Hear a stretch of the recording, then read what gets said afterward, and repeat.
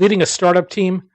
Whether you're delivering a sugar rush, stocking coffee, or getting a regular delivery of snacks, Office Depot has solutions that fit every startup culture, from getting those first business cards and stationery to ordering fleece pullovers with your new logo.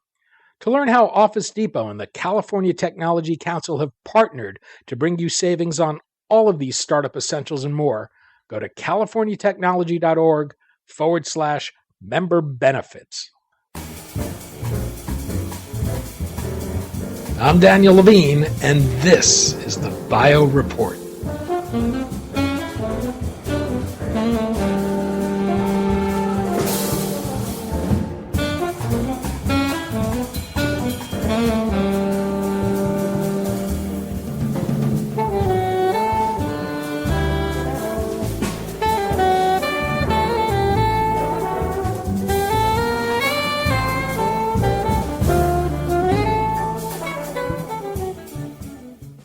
Gonorrhea is a common sexually transmitted infection, but the growth of an antibiotic-resistant strain of the disease is creating what the U.S. Centers for Disease Control and Prevention has called an urgent public health threat that requires aggressive action. Entasis Therapeutics is launching a pivotal study of Zoliflodacin, a new class of oral antibiotic that has demonstrated potent activity against resistant gonorrhea. The company last month entered into a novel partnership with the nonprofit Global Antibiotic Research and Development Partnership to fund the pivotal trial and assure access to the drug in low and middle income countries if successful. We spoke to Manos Perros, CEO of Entasis, about Zoliflodacin, the partnership with GARDP, and whether it serves as a model for the development of a broader arsenal of new antibiotics.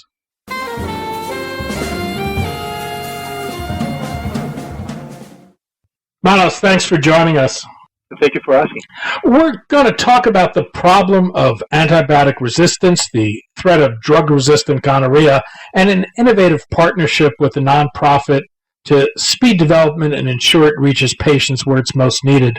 Let's start with the problem of antibiotic-resistant drugs broadly. How bad a situation is it today? What's the threat from a public health point of view?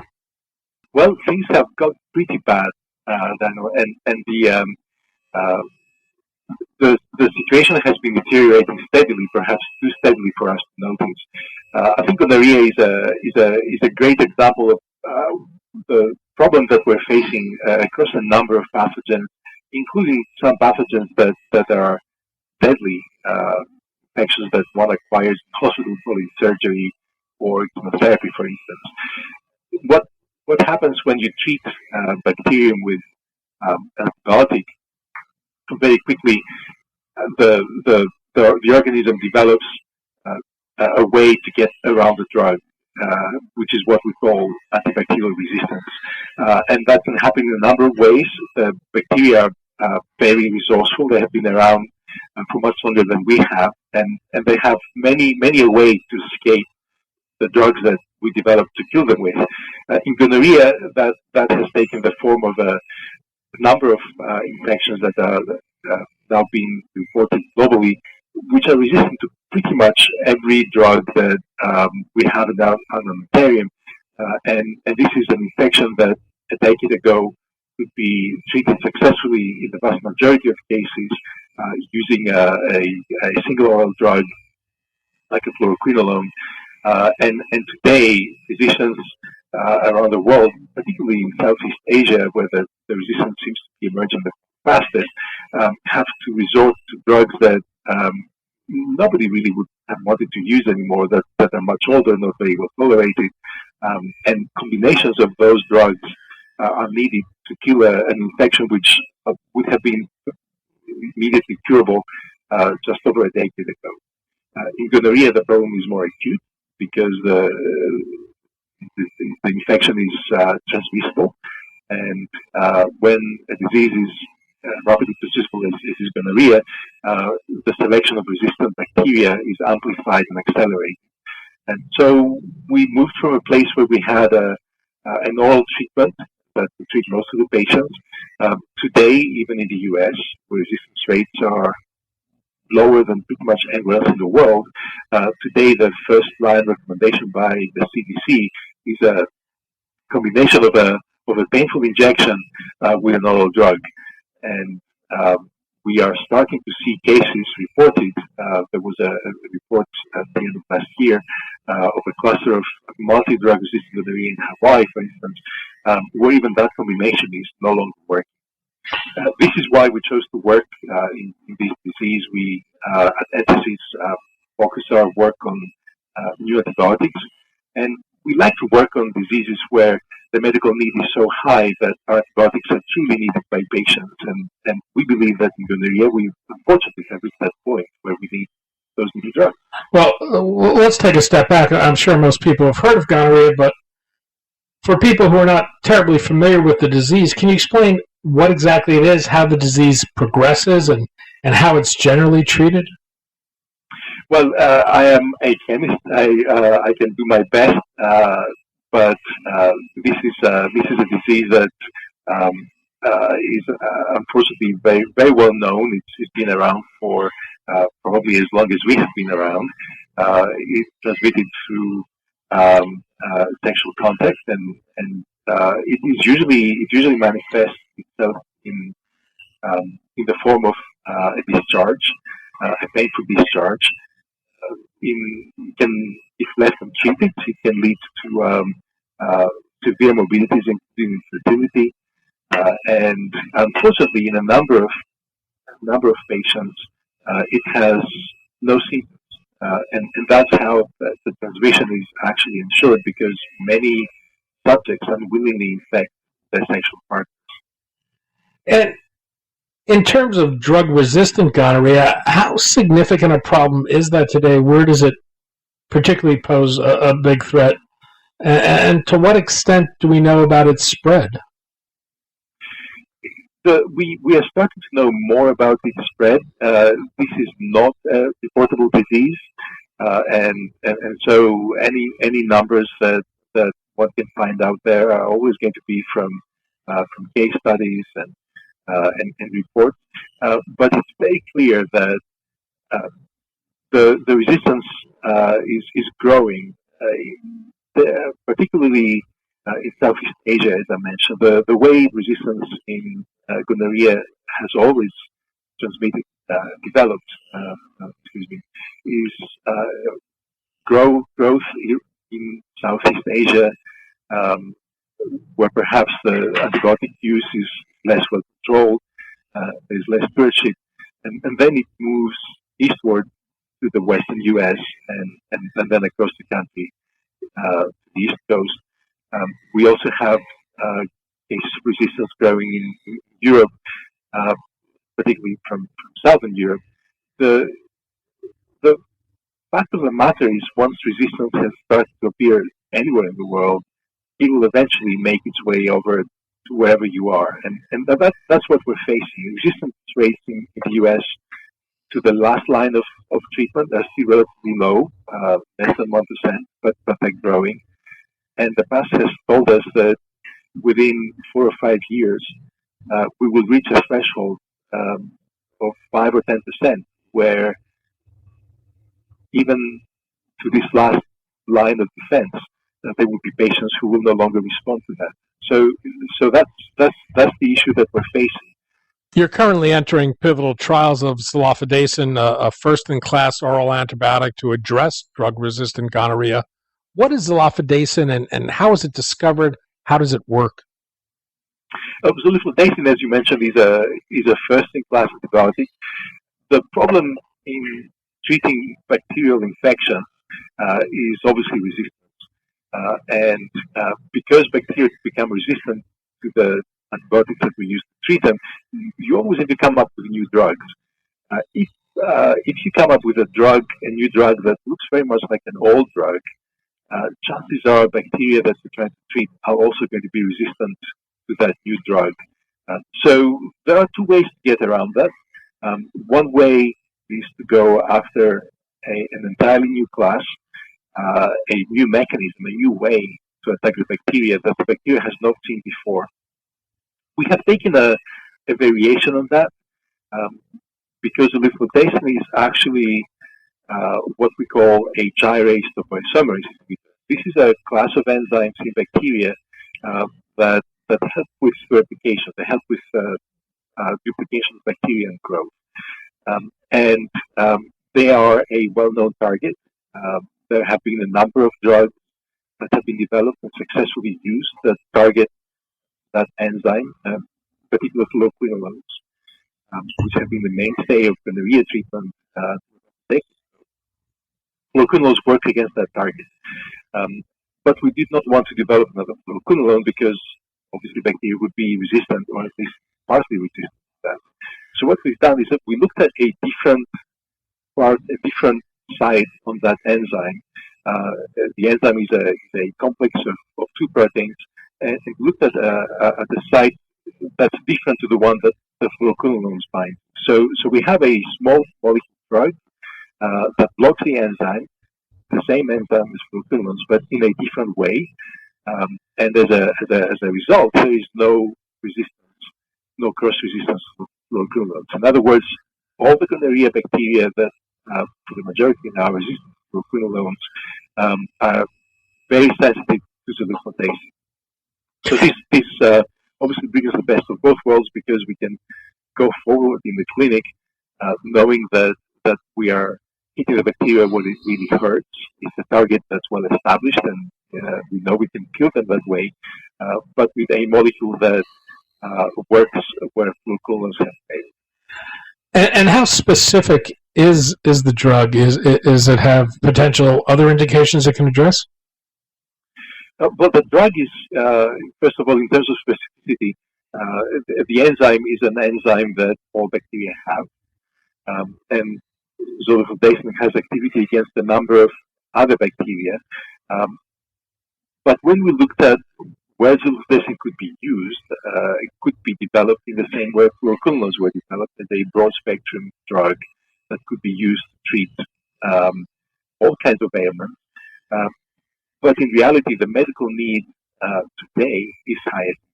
So rather than develop it the old-fashioned way, which would be to look for patients who have infections at different body sites, we chose to develop it against a pathogen that has developed resistance to a point where it's become a problem. That achieves a couple of things, actually. The first is we can set the dosing regimen in a way that optimizes the ability of the drug to kill that bacteria. Rather than try to kill everything, we fine-tune the dosing regimen and the drug in a way that is suitable for gonorrhea. The second thing is actually it will ensure longevity of the drug. The more you use an antibiotic, the faster you drive resistance to it. And by using zoliflodacin initially only for gonorrhea treatment, we ensure stewardship. And that's something that was really important in our deal with GARDP. This is a commitment that we and GARDP share in terms of responsible use of the drug. Well, what do we know about zoliflodacin from the clinical trials to date in terms of its safety or efficacy? We have completed phase 1 and phase 2 clinical trials with zoliflodacin. The data so far has indicated that the drug is well tolerated. In phase 2, we published our data almost a year ago, and the drug was found to be efficacious in gonorrhea patients. These are relatively small clinical trials. These are phase 1 and phase 2 clinical trials, and really the pudding is going to be in phase 3, where we are planning to move with in partnership with colleagues at the GARDP. Well, you mentioned GARDP, the Global Antibiotic Research and Development Partnership, which is co-developing zoliflodacin with you. What is the Global Antibiotic Research and Development Partnership, or GARDP? Well, I would strongly encourage you to reach out to them as well. This is a really interesting concept. It came out of a lot of work that has been going on for a couple of years now under the leadership of the World Health Organization, WHO, and the Drugs for Neglected Disease Initiative, both of which are based in Geneva. And we had been looking for a way to develop an organization who would reprime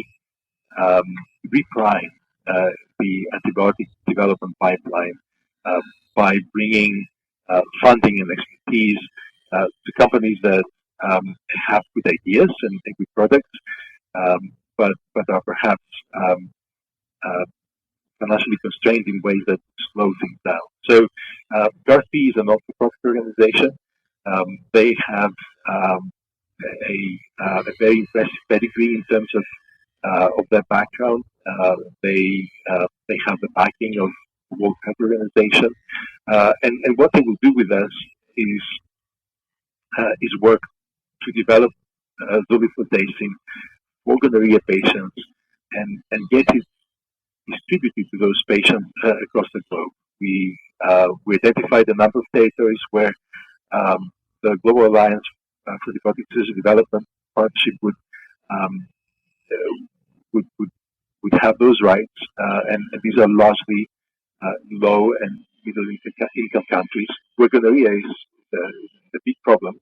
And then Entasis, we have kept a number of other territories where we believe they can be a commercial market for a gonorrhea drug, and we will each ensure the drug gets patients and is used responsibly as we have outlined earlier. Well, one of the things we've seen with drug-resistant antibiotics, or rather drug-resistant bacteria, is drug companies moving away from developing new antibiotics because of fear that they wouldn't be able to recoup their investment if the pace of resistance developing faster than they could invent new drugs. What's the significance of having a partnership with someone like GARDP in terms of de-risking drug development in this area for a company like Entasis? Well, what you said earlier is only partly true. It's true that big pharmaceutical companies over the last 2 decades have shied away from antibacterial research and development, largely because of economic reasons, partly also because it is actually very difficult to find a good, well-differentiated antibiotic.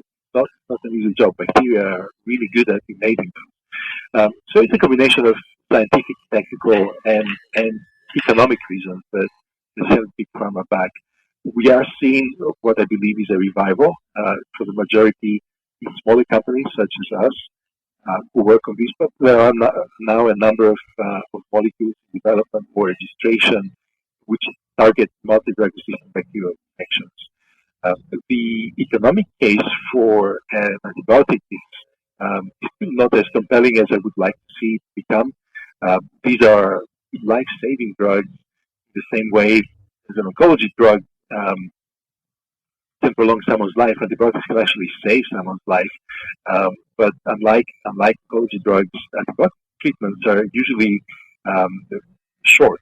You can save someone within 7 to 10 days, usually, and that actually creates a challenge economically because that the drug is not given for several months or the rest of the patient's life. So that has created a challenge, and this is where organizations like GARDP come to help out. As you know, press release, they're going to be funding the phase 3 clinical development program for Zoliflodacin. Obviously, we have invested a lot up to this point to take the molecules forward, but we have come to a point where, compared with other antibiotics in our pipeline, developing Zoliflodacin on our own funding would have been challenging. We have more programs to work on than money to work with on. So GARDP allows us to move the molecule forward and do that with a partner that we believe has the expertise and the commitment that we share in making the drug available, and at the same time use our funds to develop the rest of our pipeline, which targets equally important and equally urgent needs in antibacterial infection. Do you see this partnership serving as a model that could help rebuild the arsenal for antibiotic drugs? Well, I think this can be the model for one way of doing this. Not everything can be addressed through this kind of partnership, and I strongly believe that in the long term, to make the field of antibiotic discovery and development a sustainable enterprise again, we will have to move beyond the kind of non-profit partnership that we have in terms of the funding, for sure, because I think sustainable innovation requires reward, and the reward for the innovation comes in the form of sales of the market. I do believe that with more better differentiated drugs in the pipeline, we will see a change in the way in which antibiotics are used, more responsibly in fewer patients, but higher value from those patients. But yes, in the meantime, having organizations such as GARDP or others, such as CARBEX in the US, with whom we also work, helps shift the economics in favor of antibacterial products. Manos Perros, President and CEO of Entasis Therapeutics. Manos, thanks so much for your time today. Thank you for the opportunity, Dan.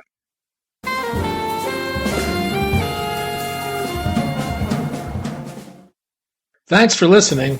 The Bio Report is a production of the Levine Media Group. To automatically download this podcast each week, subscribe to our RSS feed or through iTunes or other podcast manager. To join our mailing list, go to levinemediagroup.com. We'd love to hear from you. If you want to drop us a line or are interested in sponsoring this podcast, send email to danny@levinemediagroup.com. Special thanks to Jonah Levine, who composed our theme music, and the Jonah Levine Collective, which performs it.